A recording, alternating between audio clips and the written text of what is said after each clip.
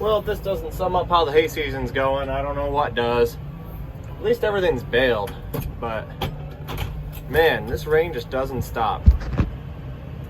And at least it's in round bales. All our squares are put into the dry, either unloaded or big squares in the barn. The important stuff's done. I don't think we're gonna lose much, if any value at all, by getting a little rain on these after they've been baled. We still have 25 left in the field to pick up.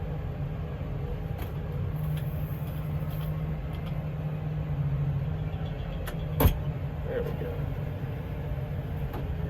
Makes quick work of it. It's harder to do with one hand while I'm filming, but 2 at a time though. This tractor does it. It's just nice. It really is. And we're just putting them outside because we got to stage them here. I can't get this tractor into the barn that we're storing them at. It's too tall. Won't fit. Skid steer's in the field. So what we're gonna do is load up the last 25 bales, assuming we decide to still do that tonight, with the skid steer. Take both trucks and trailers, and what we'll do then is load up 25 bales on one truck and trailer, which will be the one that I'm unloading right now, and then the other one, the Dodge, with the 20-foot deck over behind it, we'll just load the skid steer on, take those both to the storage barn, and we can unload that right away rather than staging them. But this stuff here is staged. We'll have to reload it with this tractor and take it to our storage barn. But yep, so that's what we're doing. I don't know, I'll have to get you a total of everything once I get things wrapped up here. Well, there you have it, 25 bales unloaded. Well, actually there's 4 bales from another field in the very back, and 25 bales from this. It's orchard grass, clover in the back. This here in the front's just kind of mixed grasses. Some have clovers, some are, I don't know, a whole mixed bag of stuff. He had fun helping. I think we're gonna go out and grab the last 25 so we at least get them all home. And then we can focus on what's next. Our second cut's up knee high in some of our fields, and we still have like 60 acres of first cut to go, so we'll get her done. So here's a quick look at the big square baler. We do have it parked in the barn now. Round baler's parked in the barn. We have some things to fix on a little bit of everything. So normally there's a handle right through that hole that raises your header up. That broke in half when I hit the first small bump in the road going to the field. And I drove 84 miles at least 84 miles on the road between just on Tuesday alone. And obviously this isn't right. That's a brand new tire.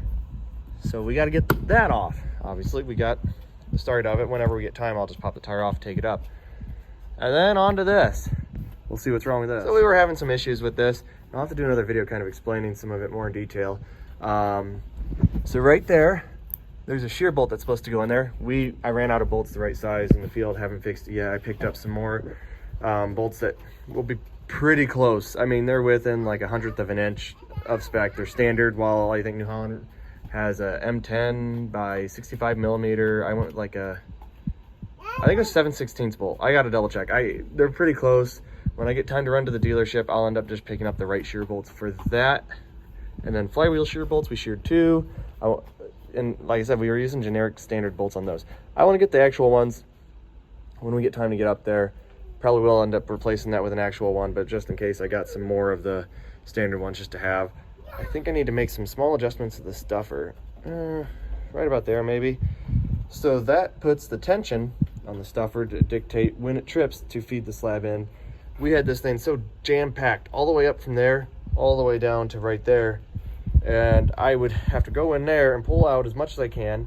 My wife would sit up in here with a screwdriver just digging the stuff down to where I could grab it and pull it out of the pickup because it was so just jam-packed in there. So that wasn't fun. We're learning as we go along. I still have some things to figure out on this. I think I messed with the tension a little bit and that screwed things up, so we have a really kind of ugly bale here. You can see that's not a tight bale. I mean, right here it's okay, but the bales ain't supposed to be like that. That's no bueno. So if you all know much about that, here's like the valve. I think maybe probably should have that all the way open. I don't really know if there's a dial on it, because my round baler has a dial right there. That's what sets the tension on these round balers. When we go up here, I don't know how much it'll pick up on camera, but it is just loose in that bale chamber right there. You can see there's supposed to be hay right there, because the otters are all the way up there. There's supposed to be some hay and that like 1 foot there. So I know when this ties and the bale comes out, it's going to be really wonky, really ugly. So I'm not really sure how to address that, if that's just something else I'm missing. But I was getting pretty good bale lengths. We have it set. I assume that's how you set it. I don't have the manual yet. They were going to mail that to me. I forgot to get it when I bought it. It was raining and everything else. But yeah, so we're getting right. A couple bales I measured were like 7.5. Most of them are on that 7.5 foot length, which I like. But you can just see those strings ain't tight. That bale's ugly. But I like the 7 foot bale length. I think that's going to fill the trailer pretty nice. And these round bales fill it pretty good too. But yeah, we're learning. I don't know. I assume most guys run 8 foot, but I know a lot of guys run 7 too. It was set at like 5 or 6 feet, but they were making wet hay with it. So that's not going to work for what we're doing. But yeah, if you all know much about them, I'm sure by the time I get this posted and it gets much traction, if anyone watches it, you know, I might have already solved it by, I haven't heard back from the local dealership. There's a big baler guy there. He's been busy on some other projects. It was nothing urgent. So once they get caught up, he'll give me a call and we'll go over some of the things on this. And once I get the manual, then I can take some time reading through that and learning about it. So yeah, thanks for sticking around. Really sorry I didn't get more footage of some stuff with my phone being broken. Got a new phone now.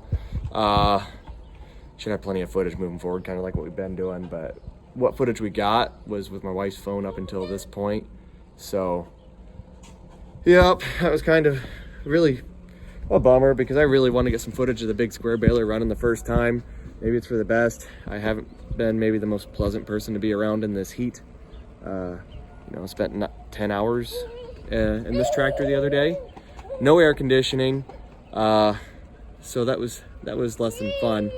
But yeah, so we had one field that was 18 miles north of town, and then we had like a little 3-acre patch on the way to that field. It was maybe 2 miles out of the way. I went and baled that, got 4 round bales on that, then went to the 25 acres that's 18 miles north of where we're at right now, north of my house.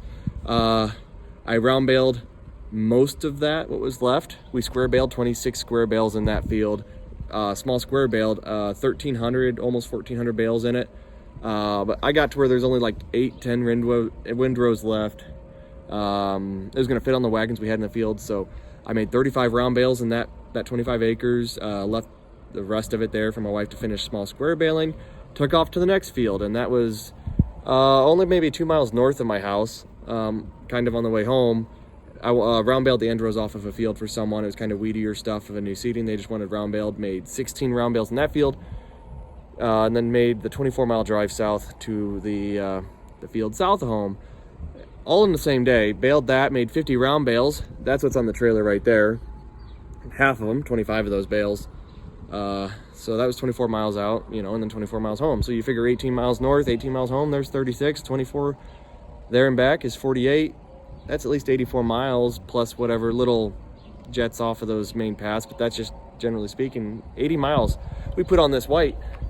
And the pickup on the baler, because that was down literally the entire time. I only made it maybe a half mile from home for hit that small bump I've hit 100 times before. It's not even a pothole, it's just a bump in the ripple in the road, and then the pickup just hit down to the ground, and I did see it come off. I was looking back when it happened, and yeah. So that's what it is. You can see, just sheared right off. This handle is just the crank you use to pick the header up when you're leaving the field to go down the road. So the bearings on the pickup head are in pretty good shape. I assume they made it that far, plus all the field baling we did. I think it was like 105 bales I baled that day. When I was getting the field, I'd open the door up, but I had the windows open going down the road and a small fan recirculating the hot air around. But yeah, I've probably been a little short with folks lately, you know, but at least that's kind of behind us. I'd like to focus in on putting more big squares up. I think that's where the money's at, is that big square baler and small squares when you're talking a per ton rate. The round bales, for me, at least in my area where I'm marketing, it seems like we just don't get as much per bale for them. First cut in our area, we're talking anywhere from, say, $4.50, $4 for the really cheap stuff, trying to sell it out of the field, or people with no storage. I don't start at that price, but I know some people do. 5 to 6 is kind of the range a lot of folks stay in, and $6.50 I've seen some first cut hit per bale. bigger 50-pound bales. We're talking 2-string bales, not 3-string, small square bales. And then round bales. We did sell the 35 round bales out of the field for $58 a piece. So that field 18 miles north, we didn't have to pick any of those up, which is really nice. Then the 16 bales, that was the end rows, we just picked all those up, hauled them right to the auction, and we'll split the profits on that. The 4 round bales from that other small field, we picked up. They're just sitting out back behind the house, staged here, ready to get hauled to our interior storage. If it wasn't for the rain, I'd be putting those away right now. But stuff got rained on. I kind of want to let it dry out for a day or so before we put it away, but at least it's out of the field. I'm not driving over growing hay, or potentially fields that are kind of less than ideal ground conditions to haul stuff out. Plus, my son's turning 2 this weekend, so we're throwing a party for him. So I really don't want to be tied up doing a lot of farming on Saturday unless we have to. You know, if we had a window to make hay, I'd be mowing or raking hay that day, of course. But we have the opportunity to pick up stuff now. Whether it's raining or not, it is what it is. At least it's done. We can spend some time with family this weekend, I guess. So that'll be nice. But then big squares, I guess got a tangent there. I don't know what big squares are going to bring. I did buy some big squares last winter, 20 or so. We rebaled about 4 or 5 of them into small square bales with my new baler.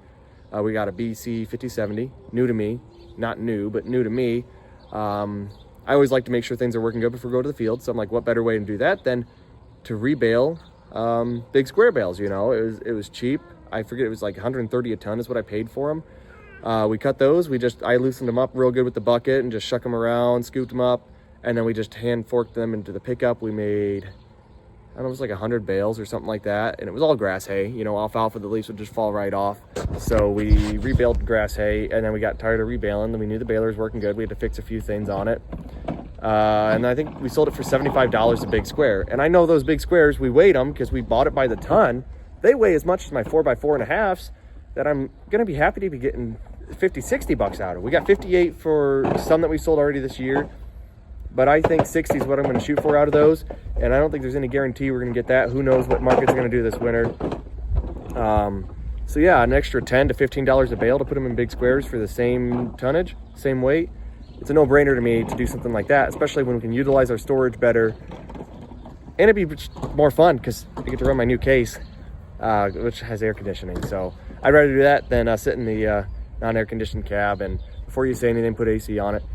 It's not going to be worthwhile. This is a factory open station tractor. It does not have any of the AC components. I don't know how much you can see right there.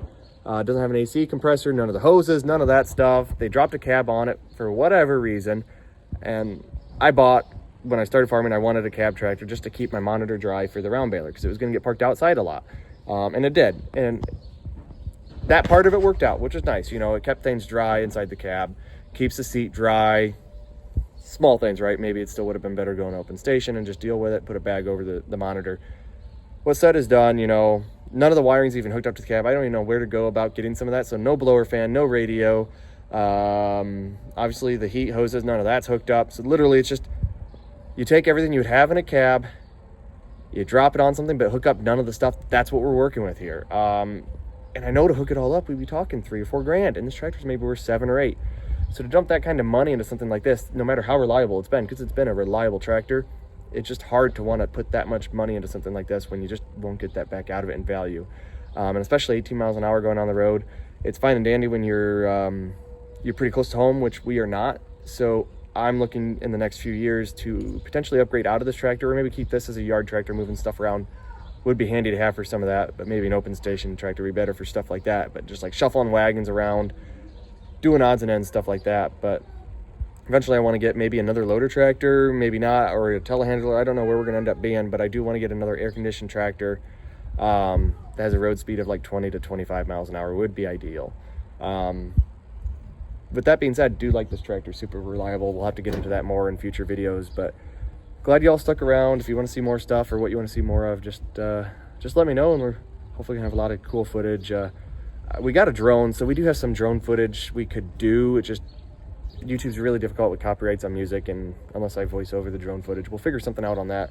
We also have to have the time to put the drone up, and we've been just balls to the wall all spring, just trying to get caught up on some things, because we still have a lot of first cut to do yet, and it's closing in on the end of June. I think it's the 26th now, so once we kind of get a chance to catch our breath, I would like to get some drone footage, put some of that in there. More footage of equipment running, we will definitely work on some of that. But yeah, I like showcasing a little bit of what we're doing. I love seeing other people farm. I figure we might as well show what we're doing and share that out there with folks, and hopefully everyone learned a little bit out of them. And if you know much about big square balers, at least some stuff, advice in the comments, things I need to know.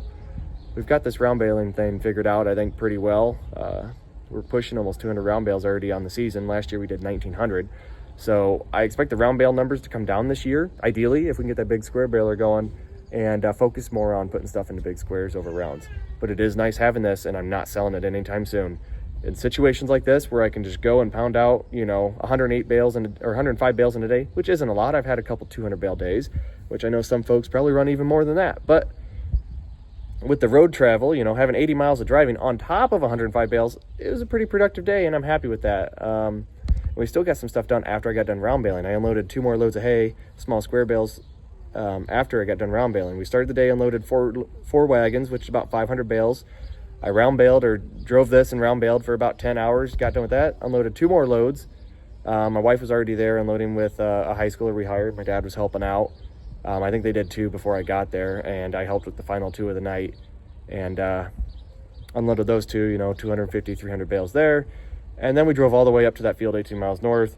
We loaded up most of the big squares, brought those home on one truck, brought the skid steer home on another truck, and then I brought home the other white tractor with air conditioning and the small square baler.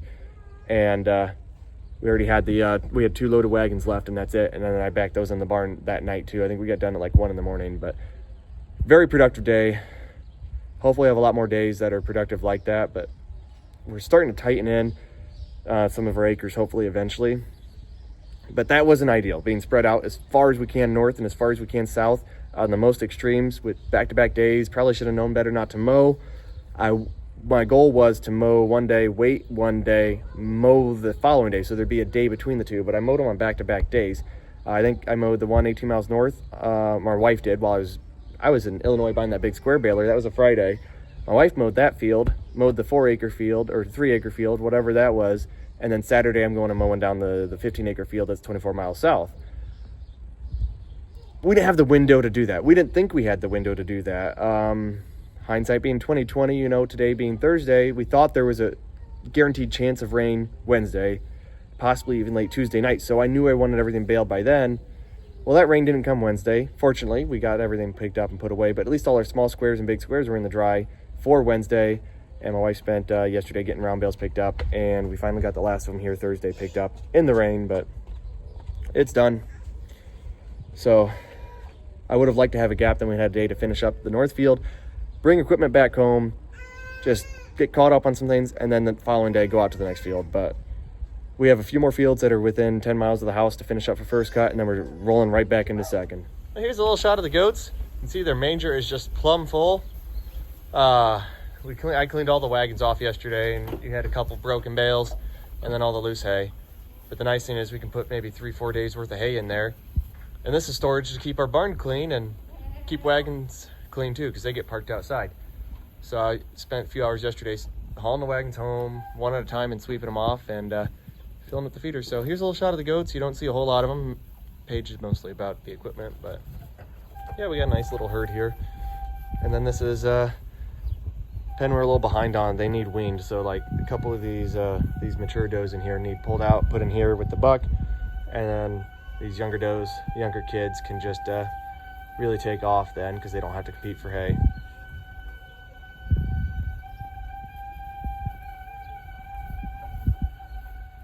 Well, that's a pretty nice looking load if I say so myself. 25 bales, there's only 50 out here, so 2 loads of 25 will get us there. Obviously easily could have done 26 by just doubling up the front. Maybe pushed it to 28, put in 2 more there, possibly even 30 with 2 more there. There isn't enough room on the Dove to grab another 4 bales. But if we had maybe 3 more feet on the Dove, could have pushed another row of bales on there, gotten another 4. But still, 26, that's a pretty good load. But if I can get to 30, that'd be 1.5 times bigger than what we were hauling at 20. So that'd be ideal, but this is still pretty happy with it. Nice looking hay. Let's take a look at some of this stuff here. And I did get rained on pretty bad. I mean, thunderstorm warnings, The whole time I was out here loading it pretty much until we basically wrapped up. Just now it stopped raining, of course. But yeah, the color's pretty nice. It's not very coarse. It's a little mature, but it didn't get really coarse like Timothy can sometimes get. And there is some Timothy in here. See if I can find some. I know I found a little bit when I was looking at some of these bales before, but I know there's a little bit of Timothy, not a lot. Mainly orchard grass is the main one that stands out if we look right there. So we can see that. That's your orchard grass. I found some Timothy heads. There's just a lot of other random volunteer grasses. Red clover is something that's pretty predominant in this area. You can see that's your red clover. Obviously those are grasses.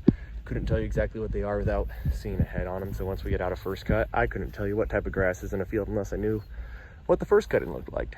Yeah, you can just see right there, orchard grass, heads.